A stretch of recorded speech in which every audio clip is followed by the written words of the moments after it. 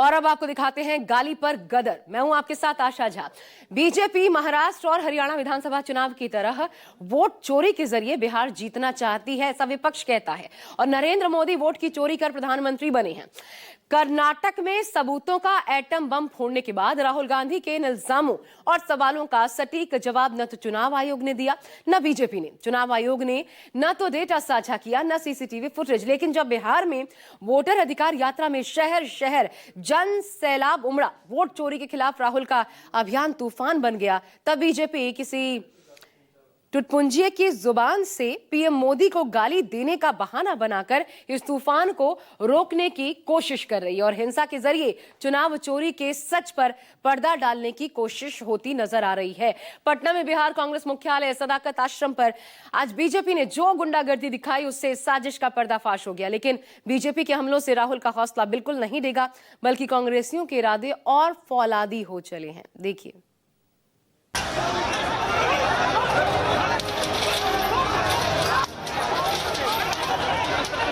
मैं आपको बता रहा हूं, मोदी जी डरे हुए हैं।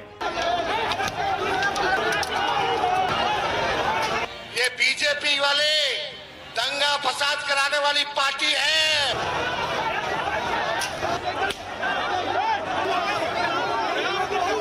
अपने एजेंट्स को हमारी सभाओं में भेजते, इस तरह की गाली गलौज करवाते हैं, गंदे भद्दे नारे दिलवाते हैं। आप रंगे हाथों पकड़े गए हो, इसलिए आप बौखलाए हुए हो।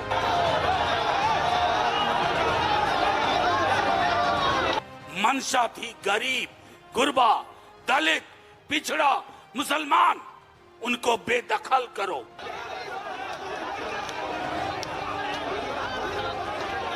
डरी हुई, कायर, कमजोर भाजपा ने कांग्रेस के मुख्यालय पर कायराना हिंसक हमला किया है। दूसरों के घर में गुंडाई करके, लाठी चला के, पत्थर फेंक के ये लोग गुंडा राज साबित कर रहे हैं।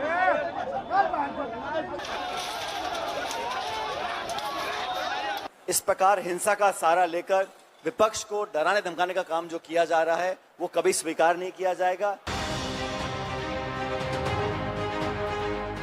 अगर मैं आरोप लगा रहा हूं प्रधानमंत्री पे हर रोज कि तुम वोट चोर हो, प्रधानमंत्री चुप क्यों है? मोहब्बत की दुकान, मतलब नफरत नहीं। बिहार की आवाम के बीच मोहब्बत का पैगाम इतनी तेजी से फैला कि महज 13 दिनों में ही नफरत के व्यापारियों की 13वीं हो गई। पूरा बिहार लोकतंत्र और संविधान बचाने की खातिर सड़क पर उतर आया। वोट चोरी के खिलाफ बांग देता राहुल का काफिला जहां से भी गुजरा, कारवां बनता चला गया। लेकिन सड़क पर उमड़े इस जनसैलाब ने बीजेपी की बेचैनी को बर्दाश्त के बाहर कर दिया। बौखलाहट इस कदर बढ़ी कि बीजेपी गुंडागर्दी पर उतारू हो गई। दरभंगा में किसी टुच्चे की गाली गलौज को आधार बनाकर बीजेपी ने बिहार कांग्रेस मुख्यालय सदाकत आश्रम पर धावा बोल दिया। लाठी डंडे से लैस भाजपाइयों ने कांग्रेस दफ्तर पर तांडव शुरू कर दिया। गुंडों की तरह कांग्रेस कार्यकर्ताओं पर हमला कर दिया। सैकड़ों की तादाद में बीजेपी कार्यकर्ताओं ने कांग्रेस दफ्तर पर हमला किया, पोस्टर फाड़े और झंडे को डंडा बनाकर भांजने लगे। हालांकि कांग्रेस कार्यकर्ताओं ने भी पीठ दिखाने के बजाय अपनी रक्षा की, लहूलुहान होकर भी मैदान नहीं छोड़ा। लेकिन पुलिस मूक दर्शक बनकर देखती रही, मानो बीजेपी की गुंडागर्दी को वर्दी की मौन स्वीकृति मिली हो। कांग्रेस के नेताओं को चेतावनी देता हूं, आपने मां का अपमान किया है, एक एक बिहारी बेटा आपको इसका जवाब देगा।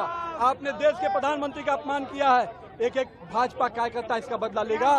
परसों मैंने कई सोशल मीडिया में बातें सुनी कि इस यात्रा पर, जो वोटर अधिकार यात्रा है जो राहुल गांधी जी के नेतृत्व में चल रहा है, इस पर उग्रवादी हमले हो सकते हैं। तो आज पहली बार मुझे लगा कि उग्रवादी हमला कहां से हुआ, वो बीजेपी के कार्यालय से हुआ। तो मैं इतना ही कहूंगा कि जो आशंका जो है मीडिया में आई थी, वो अब उग्रवादी वाला हमला जो है बीजेपी कार्यालय से हुआ, तो ये साबित हो गया। पहले अपने एजेंट्स को हमारी सभाओं में भेजिए, इस तरह की गाली गलौज करवाते हैं, गंदे भद्दे नारे दिलवाते हैं, फिर हम पर हमला बोलते हैं कि हमारे लोग थे। उसके बाद आज जो गुंडागर्दी की सदाकत आश्रम, ये इस तरह की एक रूलिंग पार्टी की ये तरीका लगता है आपको? सदाकत आश्रम में हमारे कार्यकर्ताओं के सर फोड़े गए। गलती आप खुद करो, षड्यंत्र आप रचो, बदनाम हमें करने की कोशिश करो, मुद्दा बनाओ ताकि ध्यान हटे आपकी वोट चोरी से। आप रंगे हाथों पकड़े गए हो, इसलिए आप बौखलाए हुए हो, इसलिए आप ये टूल किट लाए हो। ये टूल किट अब नहीं चलेगा, लोग आपकी बातों में अब नहीं आने वाले। हम जानते हैं कि इस टूल किट का अगला हिस्सा क्या है। मोदी जी आएंगे, आंसू बहाएंगे और कहेंगे देखो मुझे गाली दे दी, मुझे गाली दे दी। अब ये चलने वाला नहीं है, लोग आपकी साजिशों को समझ चुके हैं।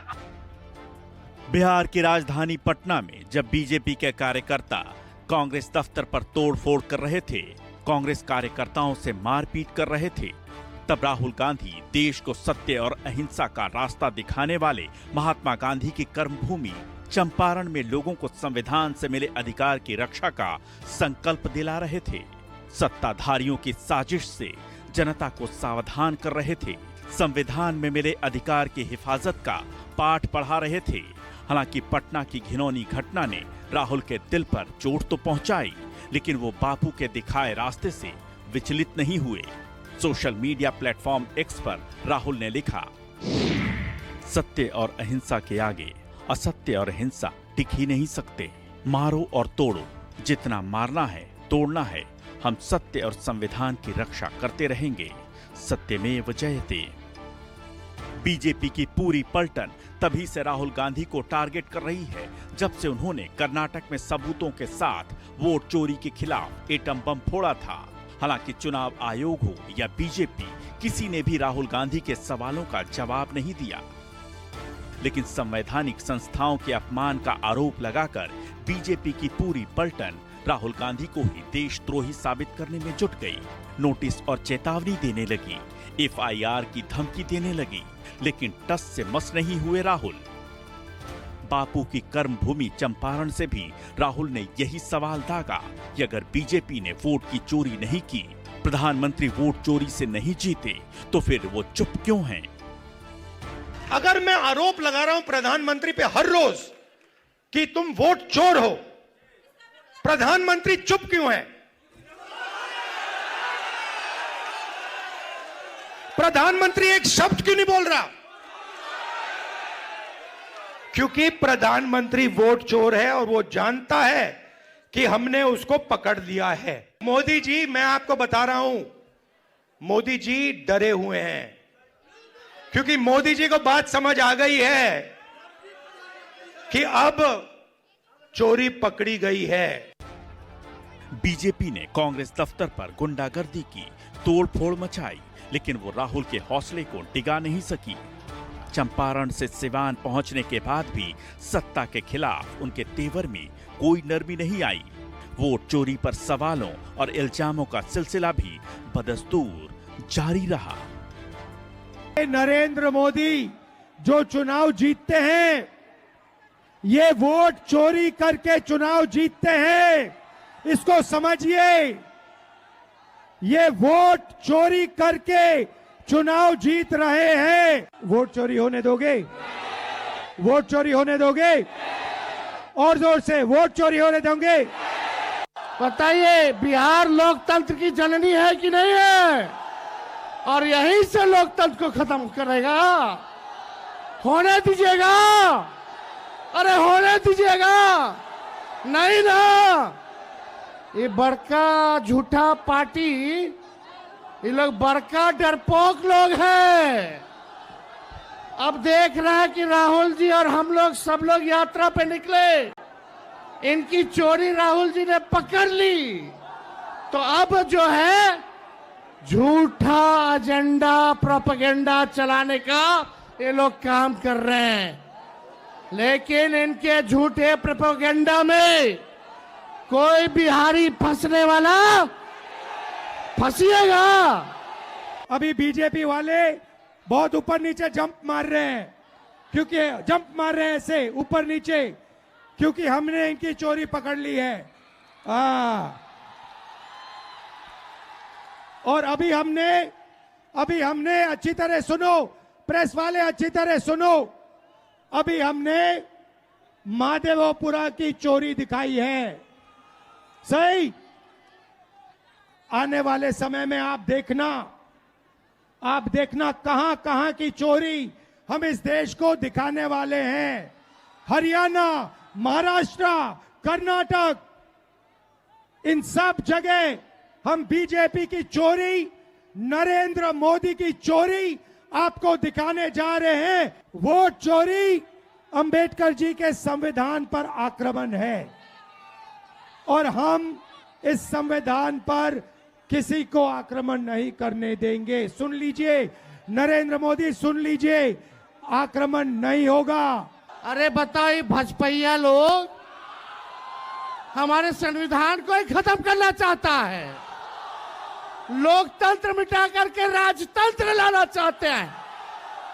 मोदी जी, ये आवाज, ये गूंज सिवान की धरती से, ये हर एक जात के लोग, हर एक धर्म के लोग, हर एक वर्ग के लोग, बूढ़ा, बच्चा, जवान, माता, बहन, सब लोग यही कह रहा है कि किसी माइक के लाल में दम नहीं जो हमारे संविधान और लोकतंत्र को खत्म कर दे। Narendra Modi, vote vote vote vote चोर, वोट चोर, वोट चोर, वोट चोर। बीजेपी की दलील है कि कांग्रेस के मंच से पीएम मोदी की मां का अपमान किया गया, लेकिन कांग्रेस पूछ रही है कि आखिर जब बिहार में सरकार एनडीए की है तो फिर गाली गलौज करने वाले के खिलाफ कार्रवाई में देरी क्यों की। कांग्रेस ने यह भी दावा किया कि गाली गलौज करने वाला बीजेपी का ही एजेंट था और उसके जरिए बीजेपी वोट चोरी के मुद्दे से ध्यान भटकाना चाहती है। यही वजह है कि जब कांग्रेस ने सवाल उठाया तब अपशब्द बोलने वाले के खिलाफ कार्रवाई हुई। मजबूरी में उसे बीजेपी ने गिरफ्तार करवाया। ये वही धरती है जिसने गांधी को महात्मा बनने के सफर की शुरुआत की थी और उस बिहार में लोकतंत्र के लिए लड़ रहे, वोट के अधिकार के लिए लड़ रही कांग्रेस पार्टी पर हमला करना, हिंसा का सहारा लेना असल में बीजेपी का डर, बीजेपी की कमजोरी, उनका खौफ दिखाता है। लेकिन आप वो लोग हैं जिनसे प्रेरित होकर महात्मा गांधी की हत्या की गई थी और हम वो लोग हैं जो गांधी की राह पर चलते हुए संविधान को बचाने के लिए अपने प्राणों की आहुति देने को तैयार हैं। 13 दिन में पूरे देश में मीडिया पर गैग ऑर्डर के बावजूद वो चोर गति छोड़, वो चोर गति छोड़, ये बच्चा बोल रहा, बच्चा जिसकी वोटिंग की उम्र नहीं है वो भी कह रहा है वोट चोर गद्दी चोर। यानी कि इस नारे का अगर ट्रैक्शन है, इसके लिए आकर्षण है, तो क्या वजह होती है? सबसे मौलिक चीज है कि लोग बदलाव चाहते हैं। वोटर अधिकार यात्रा बिहार के करोड़ों दलित, अल्पसंख्यक, पिछड़ा, अति पिछड़ा, बेरोजगार युवा, आदि आबादी महिलाओं को ताकत देने का काम कर रही। इससे बौखलाकर भाजपा के कायराना हरकत की है, हमला किया। हम इन हमलों से ना डरने वाले हैं, ना रुकने वाले हैं, ना झुकने वाले हैं। ये काफिला यूं ही, ध्यान रखिएगा, 1 सितंबर का दिन होगा और बिहार की राजधानी पटना होगी और वहां ये जो गूंज है वोट चोर गद्दी चोर, ये दिल्ली की सत्ता, तानाशाह सत्ता की दीवारों को हिला कर रख देगा। आज फिर से चुनौती देते हैं कायर भाजपा आरएसएस के लोगों को, शर्म करिए थोड़ा सा, ये हिंसा आपके खून में है। गुंडागर्दी है इन कांग्रेसियों की। हम लोग तो शांतिपूर्ण मार्च निकाले हुए थे, लेकिन इन लोगों ने जो 2005 का बिहार था, जो गुंडागर्दी मवालियों का बिहार इन लोगों ने किया था, आज वही कर रहे हैं। अंदर से लाठी पत्थर रो रहा, हमारे दर्जनों कार्यकर्ता का सर फूटा है। एक तो प्रधानमंत्री जी के गरीब माता जी जो स्वर्गीय हो गए, उनको अब शब्द का बौछार किया गया, अब शब्दों का बौछार नीचता की पराकाष्ठा कर दी गई और अब फिर यहाँ पर गुंडागर्दी कर रहे हैं। 2005 का पहले का ये बिहार बनाना चाहते हैं, अब ये एनडीए का बिहार है। अभी वोट चोर गद्दी छोड़ के नारे से आप इतना घबरा गए हैं और जिस तरह से पब्लिक ने इसे सपोर्ट किया है, तो हम समझते हैं कि ये उनकी घबराहट है और ये अब एक्सपोज हो चुके हैं पूरे बिहार में कि अब लगता है कि अब वोट चोरी जो है इंडिया गठबंधन वाले लोग होने नहीं देंगे। चुनाव आयोग जुगाड़ आयोग बन गया है। बीजेपी की सरकार का जुगाड़ आयोग है। भारतीय जनता पार्टी को जब हम देखते हैं देश में, ये इस्तेमाल करने वाली पार्टी है, इस्तेमाली पार्टी है जो इस्तेमाल करके बर्बाद कर देती है लोगों को। और हमें उम्मीद है कि लोग अपने वोट के अधिकार को समझेंगे और भारतीय जनता पार्टी को बिहार से बाहर करने का काम करेंगे। ये कांग्रेस हो या समाजवादी पार्टी या बहुजन समाज पार्टी, बहनों और भाइयों, ये वही लोग हैं जब इन्हें सत्ता में आने का अवसर प्राप्त हुआ था। इन्होंने गुंडागर्दी का पराकाष्ठा की थी, हर जिले में माफिया पाले थे, जनता के विकास के लिए आने वाले पैसे में ये लोग लूट खसोट करते थे, गरीबों के लिए मिलने वाली योजनाओं में ये लोग डकैती डालते थे, विकास के कार्यक्रमों के लिए कोई पैसा नहीं आने देते थे और जब भी सत्ता में आते थे अपने परिवार के द्वारा लूट खसोट करवा करके अराजकता का एक नया तांडव करने का कार्य करते थे।